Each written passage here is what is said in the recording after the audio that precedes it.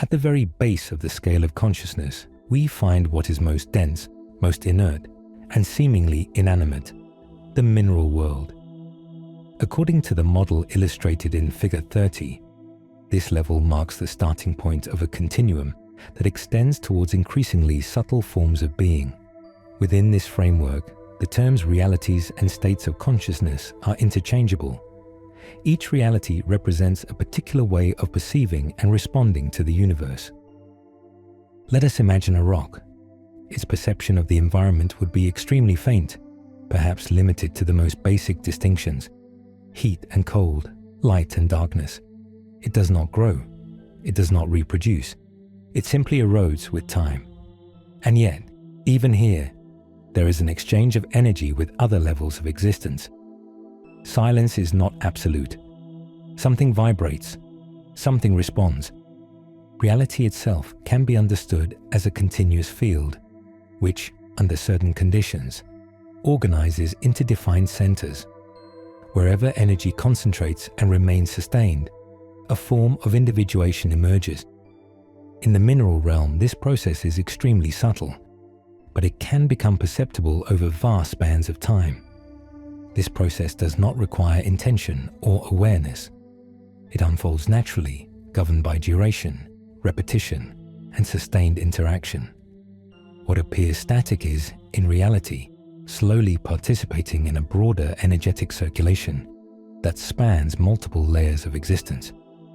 When a large rock formation remains exposed for millions of years to animals and human beings, this energetic exchange intensifies. Birds nest upon it. Mammals seek shelter within it. People return again and again, performing gestures of reverence or fear. Gradually, the rock begins to acquire an identity of its own. Bentov suggests that this accumulated energy may give rise to what many cultures describe as the spirit of the rock. As he states, it is possible that matter itself contains a certain amount of consciousness. Identity, in this sense, is not symbolic. It is the gradual stabilization of energetic patterns reinforced by repeated contact, attention, and emotional imprint over vast periods of time. In some copper mines in Peru, miners sacrifice llamas to the spirit of the deposit in order to prevent accidents. This spirit is not a metaphor. It is the consciousness formed around a vein of mineral, shaped by centuries of sustained human interaction. Bentov refers to this phenomenon as individuation, the capacity of a portion of matter to develop as a differentiated entity within a larger structure. Above this level emerges the vegetal reality. Here, fundamental attributes of life appear: growth, reproduction, and sensitivity. The vegetal reality is a major leap from the mineral level. Plants perceive light and darkness, adjust their growth accordingly, and participate in a discrete form of social life through chemical signaling and reproduction, mediated by insects or wind. Peter Tompkins and Christopher Bird demonstrated in The Secret Life of Plants that certain plants respond emotionally to human presence.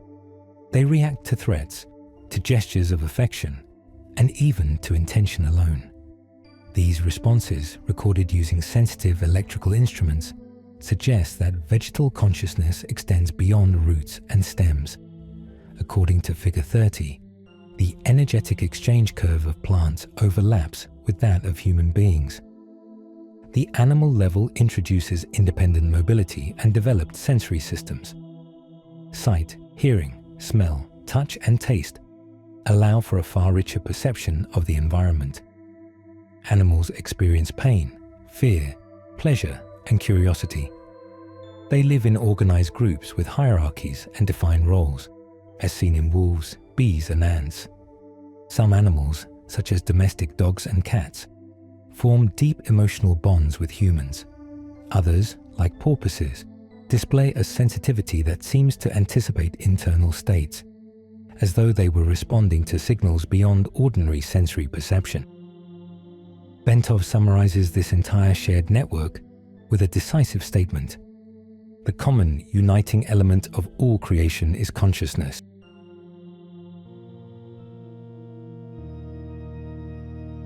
We have already seen how a rock can gradually develop an identity of its own. Bentov takes this idea further and connects it to a fundamental principle. Reality behaves both as a wave and as a particle.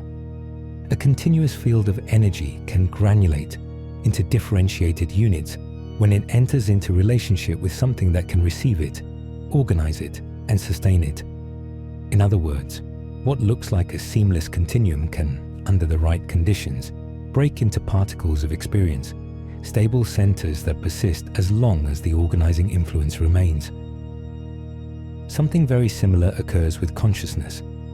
It exists as a field, but also as individuated centers.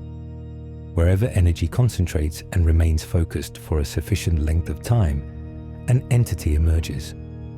Individuation, which in the mineral realm gives rise to the spirit of the rock, appears across many other levels of nature and follows the same logic. From a diffuse background, defined forms slowly arise.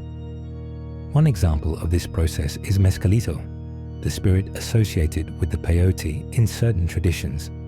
At first, it may exist as a diffuse cloud of consciousness linked to the plant and to the place where it grows.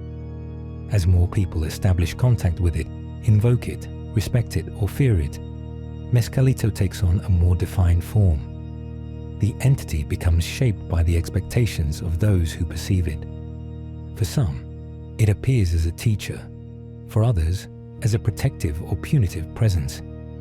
This is the same process of individuation applied to the vegetal realm, nourished by sustained human attention. In ancient cultures, this mechanism expands dramatically in scale. The devotion of entire tribes feeds spirits that eventually become tribal gods, such as Baal or Moloch. Later on, whole civilizations sustain pantheons like the Greek and Roman gods. The strength of these entities depends on the number of people who remember them, invoke them, or fear them. When worship declines, the entity does not vanish immediately. It persists as a weakened presence, sustained by the few who continue to think about it.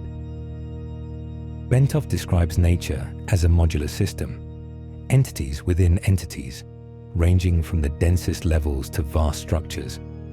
One striking example is the so-called god of the climate.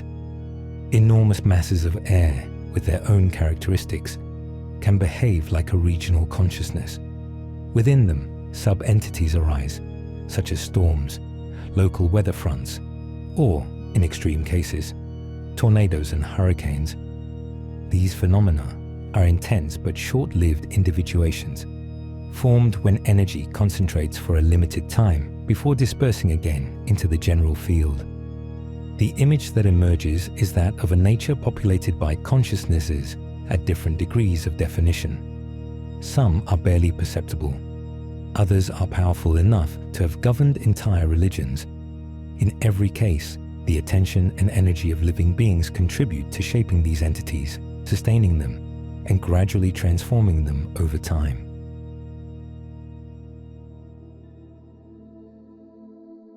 In many circles, people speak about expansion of consciousness, as though it were a dramatic, spectacular effect. Bentov is more exact. In the way he uses the terms, expansion of consciousness and development of the nervous system mean the same thing. Consciousness expands when the nervous system can register, hold, and integrate more information and more levels of reality without collapsing into confusion. This is where drugs enter the picture. Many people turn to them in search of that expansion. Chemical drugs do not develop the nervous system. They force it to operate outside its normal range. Under those conditions, consciousness may be projected into different bands of reality, sometimes into levels above ordinary human experience, sometimes into levels below it. The effect can feel like more, yet it is not a true widening of capacity. It is more like throwing the dial off tune. The signal changes, but the receiver remains untrained. That is why the experience may be vivid and intense, while still leaving the nervous system unable to translate what it meets into clear, usable understanding. Within this context, Bentov introduces the phrase bad trips. A bad trip means that consciousness is projected into a reality beneath the human level and is naturally experienced as a nightmare. The environment feels denser and more chaotic, and the nervous system lacks the capacity to interpret what it is perceiving.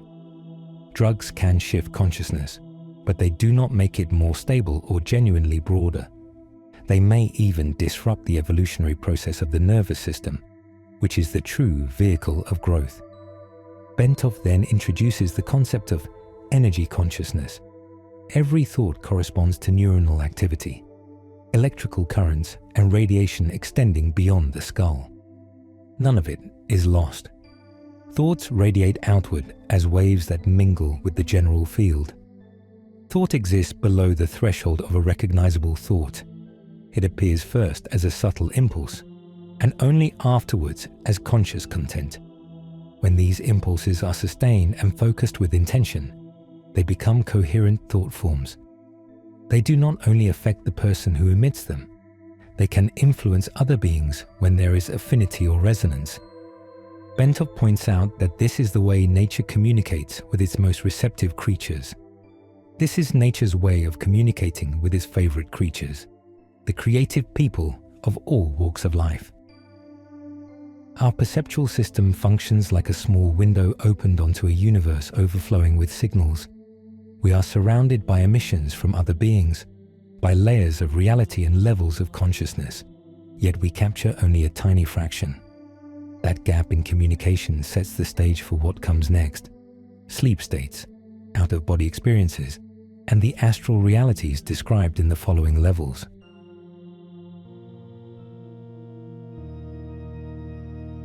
During sleep, the human being passes through invisible gateways into other forms of reality. In particular, the REM state, the phase of sleep characterized by rapid eye movements, allows consciousness to move beyond the physical limits of the body. Bentov describes this phenomenon as a temporary detuning of the physical senses, which frees consciousness to enter more subtle frequency bands. These bands, illustrated in Figure 34a, represent levels of vibration where perception differs from ordinary waking awareness. Bentov's point is practical. The senses do not vanish. They simply stop dominating the signal. In that brief shift, consciousness is no longer locked to the body's usual limits. It can drift into a different range of experience, where images and encounters feel less like private fantasy and more like contact.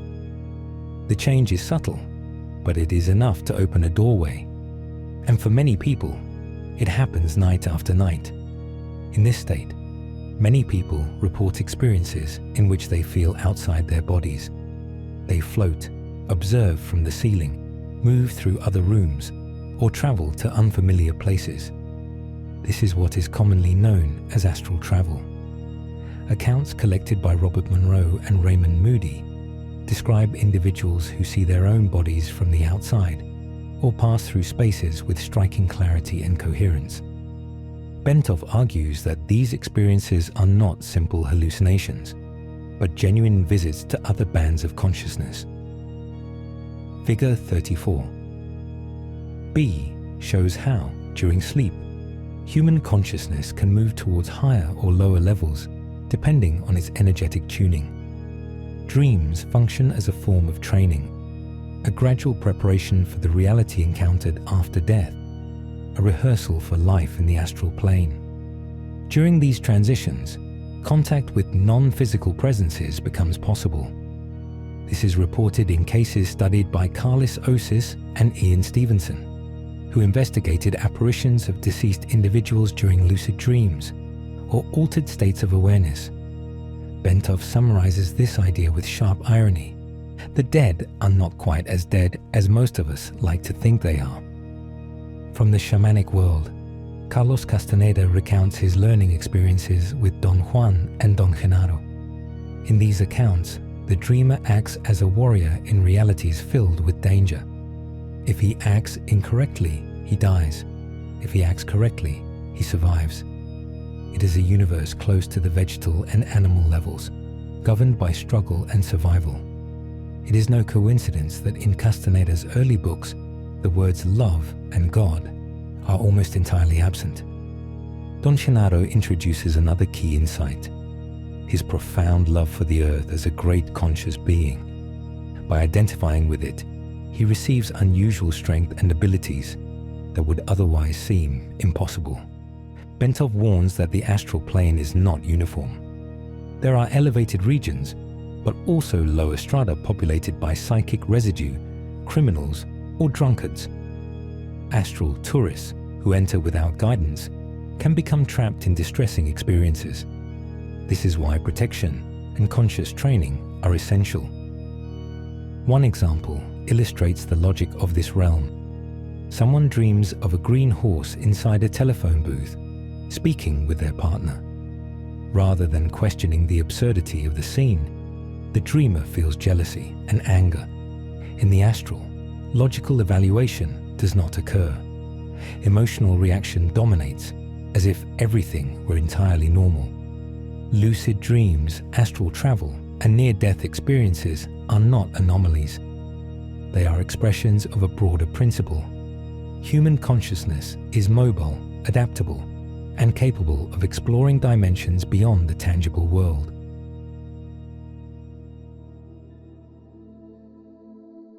If one sits in silence, without moving, and observes their thoughts with careful attention, something unsettling begins to appear.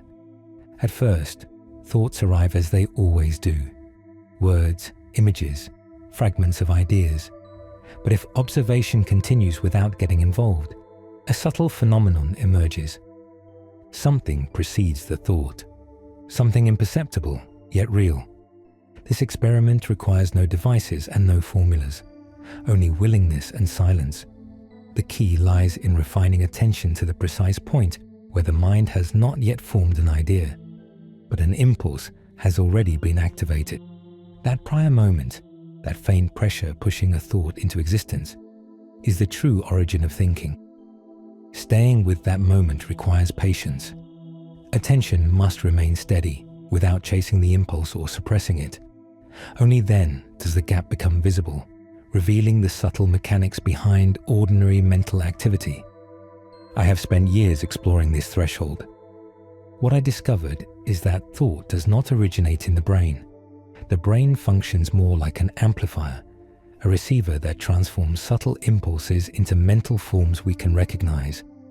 Like a radio, it captures vibrations and converts them into sound.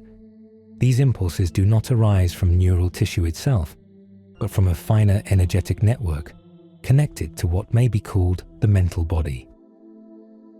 Thought does not originate in the brain, it is amplified by it. This statement, although striking, can be verified through direct experience.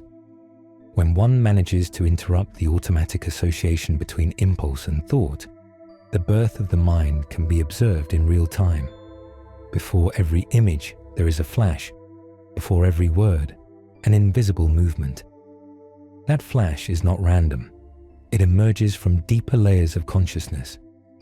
What appears spontaneous follows an internal order. The impulse carries direction, intensity, and timing, long before language arrives. Thought is shaped, not invented, by the conscious mind. During the experiment, it is common at first for thoughts to follow one another rapidly. Gradually, they begin to space themselves out.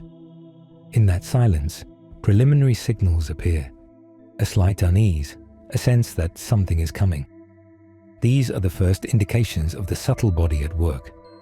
If attention is maintained, a point is reached where the machinery can be perceived in its purest state. Consciousness waiting to manifest. This discovery radically alters the notion of identity. We are not our thoughts. We are that which observes them, even before they exist. Beyond the physical body, there are other bodies. One of them, the mental body, interacts with these primary impulses. It exists beyond ordinary time and operates at frequencies the physical body cannot perceive on its own. When this body becomes active, it sends signals to the brain, which translates them into ideas, memories, or images. These subtle bodies are not separate from one another. They function as overlapping layers, communicating through levels of frequency. That is why, in deep states of meditation or introspection, we can sense thoughts we did not think, ideas we did not construct, intuitions we did not know we possessed. The experiment reveals that thinking is, at its core, an act of listening. What we call creating a thought is, in reality, tuning into a level of being that was already active before the conscious self noticed it. The brain, then, is not the source, it is the bridge. And on that bridge, if we learn to remain silent, we can listen to consciousness in its purest form.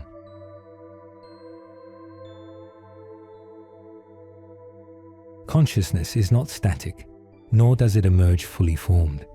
It evolves, and it does so following a pattern that resembles an ascending spiral, where each turn represents a new level of perception and understanding. In his model, Bentov describes how human consciousness passes through several successive levels. First the human, then the mental, the causal, and finally the spiritual. Each of these planes possesses its own vibrational frequency, as illustrated in Figure 34. The higher the level, the more subtle its nature becomes. The physical body is only a temporary vehicle. When it dies, consciousness does not vanish. It continues its journey in other forms. This principle underlies the idea of reincarnation, not as a belief system, but as a natural mechanism of growth. Consider an ordinary life. A person deeply focused on material concerns, with little inner sensitivity. They live, they die, they spend time in subtler planes, and they return with a slightly more refined nervous system. Each cycle adds nuance, intuition, and capacity for love. Each turn of the spiral places consciousness a little higher than before. This movement is not dramatic or sudden. Growth unfolds quietly through repetition and exposure to experience. What changes is not the destination, but the quality of perception, which becomes more refined with each passage through physical and non-physical states. At higher levels, such as the causal plane, dense emotions no longer have a place. Only a pure vibration remains. Bentov states, "The only emotion permitted at that level is love." There, time is not experienced in the same way as in physical reality. Sequence ceases to be linear. Everything occurs almost simultaneously, as if past and future were variations of a single essence. This is why many people report that time seems to stop. In this state, events are not arranged along a timeline, but perceived as a unified field. Memory, anticipation, and presence merge into a single mode of awareness. This type of perception has been described by channelers such as Jane Roberts, who transmitted teachings from the entity Seth regarding the multidimensional nature of being. It also appears in ancient traditions that imagine parallel realities governed by Greek and Roman gods, symbolic expressions of internal states of consciousness. In the highest planes, knowledge is received through direct intuition. There is no need for words. Truth is perceived as a silent totality. Figure 35 shows how each level interconnects with the previous one through vibrational overlap. Consciousness does not leap abruptly. It moves smoothly, constructing energetic bridges between dimensions. Figure 36 presents the evolutionary spiral as a symbol of endless progress. Bentov compares consciousness to a radio receiver capable of tuning into multiple channels: physical, astral, mental, causal, and spiritual. All transmit simultaneously, but the physical signal tends to be louder and dominates attention. The others remain present in the background, waiting to be recognized. Thus, the evolution of consciousness is not a race upwards, but a lucid return to what has always been essential.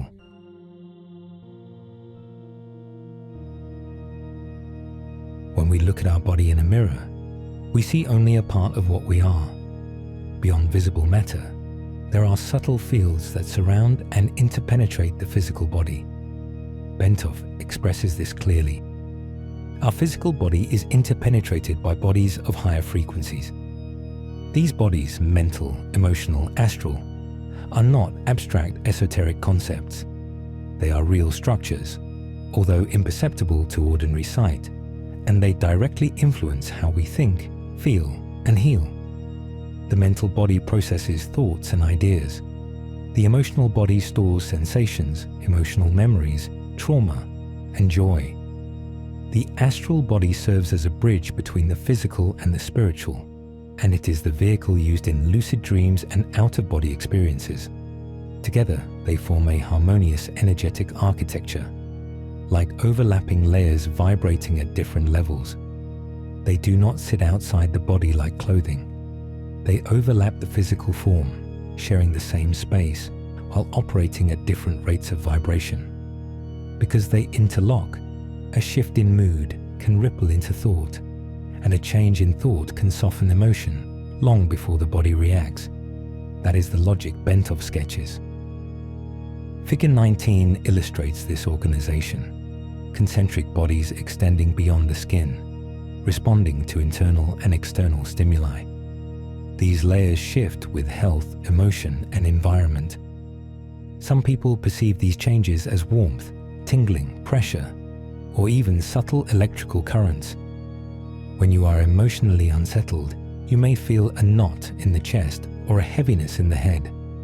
This is not merely stress. It is your energetic body responding. In the same way, a walk in nature or a meaningful conversation can expand your field, leaving you feeling lighter and more connected. The aura then reflects what is happening both within and around you. Learning to sense it is a way of returning to the body with renewed attention. It is not about believing in the invisible, but about experiencing it directly, through stillness. This chapter closes one journey, but it also opens another, personal exploration. What Bentov presents is not theory alone, but living practice. To explore your energetic body is to understand that everything you are vibrates, and that vibration is consciousness in motion.